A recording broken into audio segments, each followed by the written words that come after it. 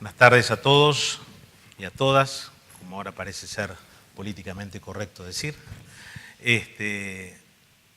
Mis primeras palabras, por supuesto, son de agradecimiento y de reconocimiento al doctor Corbalán por la extraordinaria vocación por armar estos ámbitos de debate y por poner los temas del derecho público arriba de la agenda con este pluralismo, con esta amplitud con la que están representadas estas jornadas.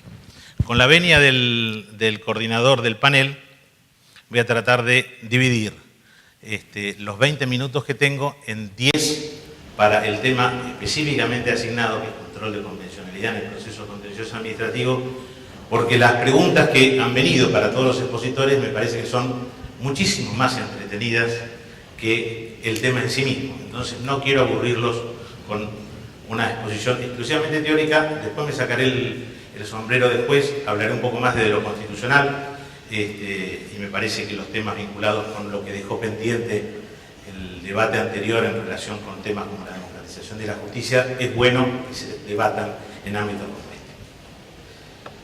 En relación con el control de convencionalidad en el procedimiento administrativo, seguramente el doctor Flax ya les debe haber dado algunas líneas generales en lo que enmarca y enmarco también como un principio de raigambre constitucional, que es la garantía del debido proceso adjetivo. Entiendo que todo el control de convencionalidad está íntimamente vinculado con el control de constitucionalidad, y esto por supuesto también lo vuelco al contencioso administrativo. Me parece importante rescatar algunos estándares que han fijado la Comisión Interamericana de Derechos Humanos, como para que tengamos en cuenta de qué hablamos cuando hablamos de control de convencionalidad. Me parece que el control de convencionalidad se lo ve a veces solamente de un lado. Uno de los lados tiene que ver con la responsabilidad internacional del Estado.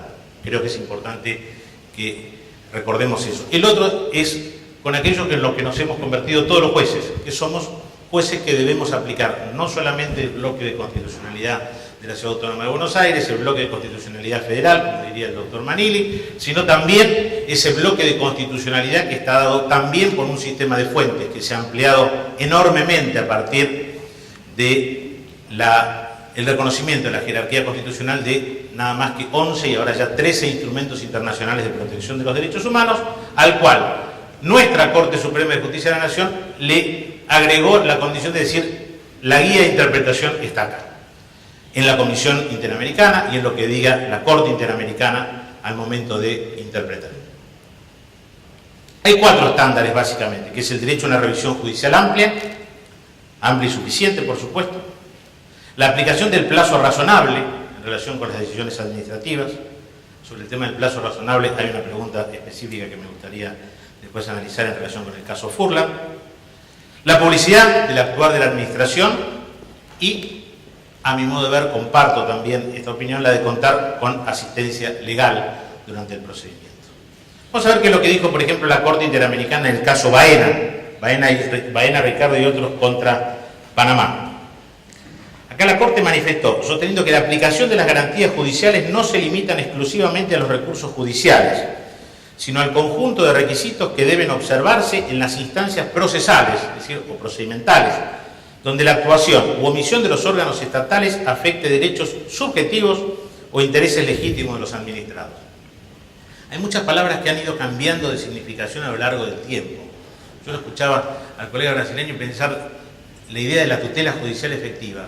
Traten de explicarle la tutela judicial efectiva a la trilogía que tenía Jelinek acerca de derechos públicos, de derecho subjetivo, interés legítimo e interés simple. Sin embargo, a veces parece que seguimos pensando con categorías que ya tienen más de 100 años y nos resistimos a incorporar otras que ya están en el lenguaje de todos los días. El caso Epster-Bronstein contra Perú, acá también la Corte Interamericana nos recuerda que el debido proceso legal debe respetarse en el procedimiento administrativo y en cualquier otro procedimiento cuya decisión pueda afectar los derechos de las personas. Otro caso que me parece vale la pena traer acá, un caso sobre la comunidad indígena, una comunidad indígena de la República del Paraguay también, caso que tenía que ver con el plazo razonable, con el no reconocimiento de tierras de propiedad originaria, propiedad comunitaria de los pueblos originarios desde el año 93 y que recibió una respuesta favorable por parte de la Corte Interamericana. En esta misma decisión, la propia Corte Interamericana se referencia con la Comisión Europea. Fíjense el grado de amplitud que tenemos ahora en un sistema de fuentes, no solamente lo que dicen los jueces de primera, de segunda instancia, de la Corte Suprema, de los otros tribunales que hacen un diálogo permanente entre las Cortes Constitucionales y las Cortes de Derechos Humanos, no solamente con el sistema interamericano, con todo esto significa, sino que también nos abrimos a darle algún grado de ejecutoriedad a decisiones de la propia Comisión Europea de Derechos Humanos, que ha establecido en términos generales que los derechos al debido proceso y a la defensa en juicio son aplicables en los procedimientos e investigaciones administrativas. ¿A qué apuntan todos estos estándares? Básicamente a las limitaciones de la discrecionalidad estatal. Creo que ese es el tema central, no solamente desde esta mirada del derecho administrativo, sino también desde el derecho constitucional y, por supuesto, desde el derecho internacional de los derechos humanos. La actuación discrecional del Estado tiene límites infranqueables. Esto es bueno que lo tengamos claro. No era el principio que tuvo al principio la idea del derecho administrativo, totalmente distinto. Y los derechos humanos es uno de estos límites. Creo que un error extraordinario sería pensar que ahora el Estado es el que tiene derechos humanos. Siempre los derechos humanos son de las personas frente al Estado. Siempre el Estado va a ser el poderoso, no aquel a quien pareciera que hay que defender frente a los ciudadanos, como por ejemplo lo establece la nueva ley de medidas cautelares.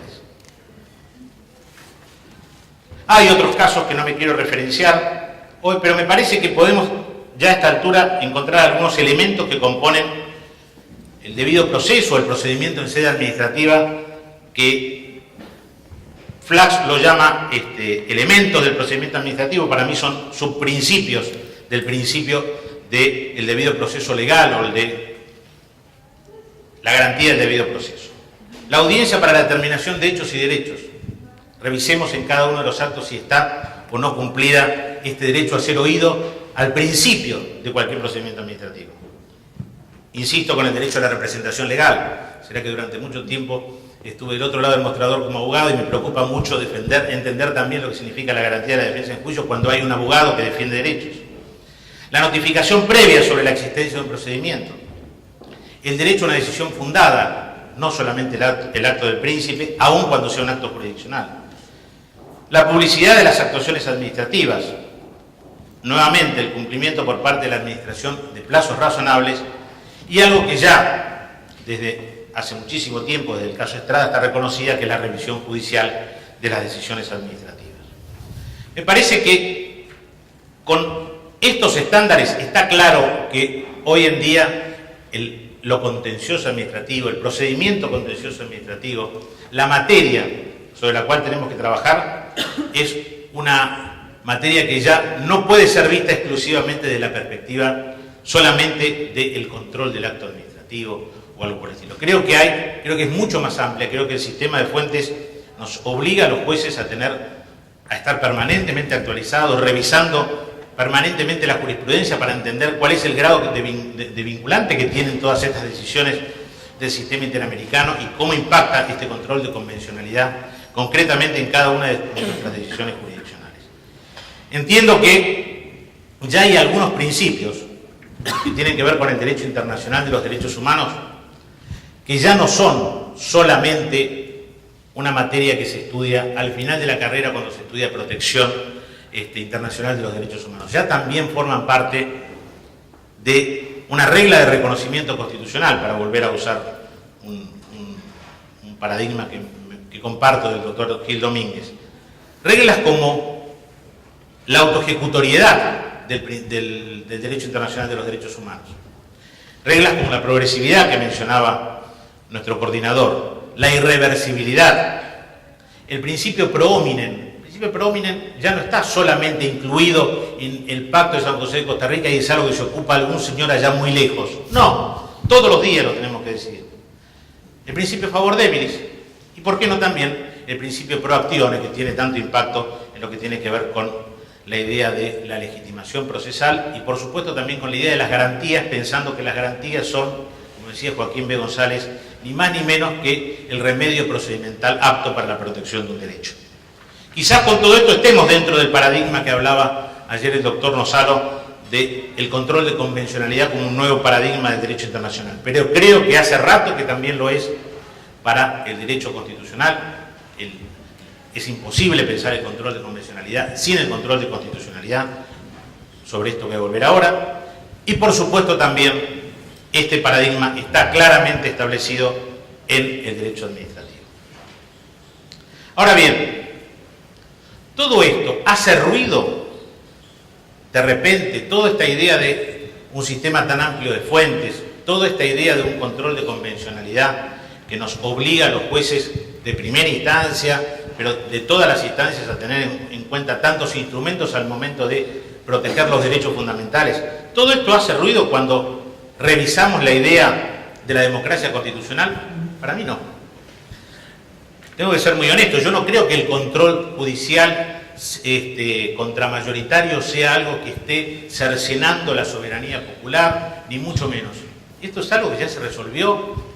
Marshall lo resolvió hace 200 y pico de años. La Corte Suprema de Justicia de la Nación, como lo recordaba hace poco en el caso Rizzo, lo viene resolviendo desde el año 1888. No descubramos a esta altura del partido cuestiones que ya están debatidas, discutidas y a mi modo de ver zanjadas desde muchos aspectos, no cerradas por supuesto, pero zanjadas desde la propia teoría constitucional. La idea de la soberanía popular no está en contradicción con la democracia constitucional. A la pregunta de Camila Martelli, no creo que haya contradicción ninguna entre una y otra. ¿Creo que exige revisiones? Sí. Ahora, me parece que no es muy atinado pensar que a veces discutiendo algunos valores centrales del control de constitucionalidad, lo que hacemos es subrayar la soberanía popular. A veces lo que hacemos es encarnar o esconder sistemas políticos que no tienen tanto que ver con la democracia constitucional, sino que tienen que ver con el decisionismo o a veces con la democracia plebiscitaria. En este marco, ¿hay facultades instructorias del juez contencioso administrativo distintas de los otros jueces? La verdad no las veo. No siento que haya un fuero especial para los jueces contenciosos administrativos que los haga tan particulares de tener facultades instructorias distintas de la de un juez penal o la de un juez civil. La verdad, mi querida Dolores Col, no estoy de acuerdo. ¿Altera esto el principio de división de poderes? ¿Altera toda esta visión nueva, esta discusión entre soberanía popular y democracia constitucional, el principio de división de poderes? Y me parece que es honesto plantear claramente que a veces estamos hablando de cosas distintas. El sistema interamericano de derechos humanos, por lo menos desde el año 2001, incorporó dentro de su base normativa la Carta Democrática. La Carta Democrática implica una visión de la democracia que ha sido consolidada por la gran mayoría de los países que integran el sistema interamericano de protección de los derechos humanos. La Argentina la suscribió, Argentina la promovió, Argentina la incluyó. Y cuando habla de el control de convencionalidad, también significa aplicar la Carta Democrática de la OEA de septiembre del año 2011. Me parece que esa idea de la democracia tiene íncita la idea de la división de poderes. Sin división de poderes es muy difícil pensar cualquier otra forma de democracia republicana. Me parece que eso no es una cuestión teórica, sino que es una cuestión que tenemos que tener todos los días al momento de decidir cada una de las cuestiones que nos toca resolver. Dos preguntas finales. El alcance que le da la Corte Suprema de Justicia de la Nación a los fallos del sistema interamericano. ¿Cómo se priva de efectos jurídicos a una sentencia local descalificada por la Comisión Interamericana de Derechos Humanos por afectar derechos fundamentales? Bien, el sistema tiene un mecanismo para aplicar las decisiones del sistema de la Corte Interamericana, que es el artículo 68 del Pacto de San José de Costa Rica. Leo: la parte del fallo que dispone de indemnización compensatoria se podrá ejecutar en el respectivo país por el procedimiento interno vigente para la ejecución de sentencias contra el Estado. Y lo que tiene dicho todo el derecho procesal transnacional es que el mecanismo de ejecutar las decisiones de la Corte Interamericana es el mecanismo de ejecución de sentencia que tiene el mismo alcance con la decisión de la Corte Suprema de Justicia de la Nación. Es difícil cuando hay decisiones de la Corte Suprema de Justicia de la Nación que no se cumplen en la Argentina. A ver, es difícil explicar cómo se va a aplicar esto cuando tenés el caso Sosa. Es complicado. Es difícil de explicar cuando en realidad el caso de la movilidad social del caso Badaro, cada vez que se asigna un aumento de jubilaciones, aparece como un acto de dádiva del Estado y no es el cumplimiento de una sentencia de la Corte Suprema de Justicia de la Nación, que en realidad hay que cumplir por ley todos los años. A veces se pueden presentar las cosas de una forma distinta. Me parece que el principio de la ejecución de sentencia y respetar en este sentido aquellos compromisos internacionales para no generar responsabilidad internacional ulterior si es que seguimos creyendo en el derecho internacional. Otra pregunta. ¿Qué mecanismos procesales locales existen? Bueno, el proceso de ejecución de sentencia. ¿Qué consecuencias derivan del control de convencionalidad del sistema interamericano? Me parece que ya lo he respondido en la primera parte, pero creo que lo que tenemos que ir definiendo claramente hoy es cuál es el rol que cada una de las instancias también tienen en el momento de un sistema de protección judicial. A veces a mí me parece, suelo encontrar decisiones de la Comisión Interamericana, de la Corte Interamericana que parecen en realidad fallos de casación, y a veces decisiones de primera instancia que parecen fallo de la Corte Suprema, o a veces fallo de la Corte Suprema que en realidad parece una lección de instrucción cívica.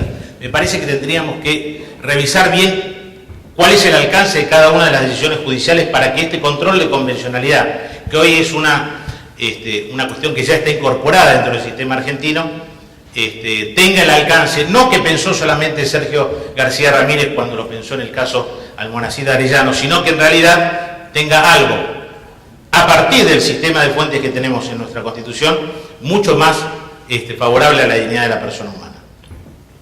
Y me quedo en el final para hablar algo del caso Furlan, un caso Furlan y familiares versus Argentina, sentencia del 31 de agosto del año 2012, no sé si todos lo conocen. Paula Gallo me pregunta si a partir del fallo Furlan es necesario para acceder a la jurisdicción contenciosa de la Corte Interamericana de Derechos Humanos agotar los recursos internos. El fallo Furlan no deroga el artículo 46, inciso 2, que dice que se hayan interpuesto y agotado los recursos de jurisdicción interna. Dice cosas muy interesantes en relación con el alcance que tiene que tener el recurso extraordinario y a veces cómo se confunde el recurso extraordinario con el agotamiento de los recursos internos. En dos palabras, el caso Furlan tiene que ver con un accidente de un menor en el año 1990, que recién después de 23 años tiene un reconocimiento por parte de la Corte Interamericana, que tiene un accidente en un predio que era del Estado, del Ejército Argentino, que queda discapacitado, y a partir de ahí se produce una serie de complicaciones en la vida de Sebastián Furlan, que afecta a él, a la integridad personal, que queda discapacitado, etcétera, y que en el medio le toca esas cosas a la Argentina. Primero unos bonos de consolidación de deuda durante el 89, y después que le toca otros bonos de consolidación, del año 1991, y después que le toca la crisis del 2001, y que cuando va a cobrar, en realidad cobra 2 mangos con 50. Después de 23 años. Y por supuesto el Estado, ¿qué dice? No agotó los recursos internos. En realidad, a veces uno piensa, hay que tener hasta caradurismo para plantear algunas cosas, ¿no? Yo tengo varios amigos que trabajan en la difícil tarea de defender al Estado a veces ante el sistema interamericano. Sepan también que tenemos un récord extraordinario. En esta década ganada tenemos un récord extraordinario. Hace 10 años que somos el país con más condenas entre el sistema interamericano de derechos humanos. Es decir, recuerden, porque si no nos quedamos, es el gobierno de los derechos humanos, es el gobierno que más sentencias recayeron contra el Estado argentino durante 10 años. Durante los 90 era Perú, durante este siglo, la República Argentina, tenemos ese extraordinario récord. En el medio está el caso Furlan, en el cual igual a este señor Furlan le decían en algún momento, lo que pasa es que usted no agotó la vía del recurso extraordinario. Y dice, ¿dónde la vía del recurso extraordinario está para que me pague lo que me corresponde si en el medio me cambiaste 2 veces la regla del juego? La teoría de los actos propios, derecho administrativo, ¿no se aplica? Bueno, parece que no. ¿Qué es lo que señala la Corte Interamericana acá? La Corte observa claramente esto, y me parece muy interesante que lo tengamos presente. Dice, observa que los argumentos que dan contenido a la excepción preliminar interpuesta por el Estado ante la Comisión durante la etapa de admisibilidad no corresponden a aquellos esgrimidos ante la Corte. Encima, no solo cambiamos la regla de juego acá, sino que cuando vamos a jugar de visitante también cambiamos 2 veces la regla de juego. Decimos una cosa en una instancia, en la admisibilidad, y después cuando nos escucha la Corte. En efecto, los alegatos presentados ante la Comisión relativos al no agotamiento de los recursos internos versaron sobre la presunta falta de interposición del recurso extraordinario, con el objetivo de subsanar una posible arbitrariedad en la sentencia de segunda instancia de la cual Sebastián Furlan fue beneficiario y que estableció el monto de reparación. Es decir, que el objetivo al interponer dicho recurso habría sido el de modificar el monto que se otorgó por concepto de indemnización. Por su parte, los alegatos esgrimidos por Argentina ante este tribunal, es decir, la Corte, se refieren al no agotamiento de este recurso judicial, pero esta vez con el fin de solicitar la declaración de inconstitucionalidad de la Ley de Consolidación de Deuda, la Ley 23.982, en el caso concreto, por lo que la finalidad era el cuestionamiento de una norma que regulaba la forma de pago de la indemnización otorgada. Ya voy terminando, así que no me anote nada. Ahora, esto es necesario que lo tenga que clarificar la Corte. Preguntémonos a veces qué es lo que estamos en la Corte Interamericana. Preguntémonos si lo que vamos a pensar es que, en relación con la pregunta que venía acá, que la Corte Suprema de Justicia de la Nación es la tercera instancia de todo, vamos mal. Si a esa tercera instancia de todo, que en realidad no lo es, le agregamos una cuarta instancia en la Corte Interamericana de Derechos Humanos, que la propia Corte Interamericana de Derechos Humanos se encarga de decir que no, vamos recontra. Entonces, no busquemos soluciones mágicas en un sistema que no está para dar soluciones mágicas. Está para, esencialmente, establecer la responsabilidad internacional de los Estados que se someten soberanamente a ese sistema. Si no lo entendemos así, insisto, vamos mal. En un sistema, y con esto ahí termino porque si no el plazo razonable lo excedo yo, en un sistema, el propio sistema interamericano, que está virtualmente colapsado. La admisibilidad de una denuncia ante el sistema interamericano hoy tiene 4 años de demora. Es decir, ustedes van hoy, presentan una denuncia en el medio con toda esta cuestión del agotamiento de los recursos internos y todas las excepciones preliminares y todas estas cuestiones. El señor que va a leer esa denuncia, no el que se la va a declarar admisible, el que la va a leer dentro de 4 años. No esperemos de ahí la solución mágica a nuestros problemas que están mucho, mucho más cerca que algunas discusiones ideológicas que me parecen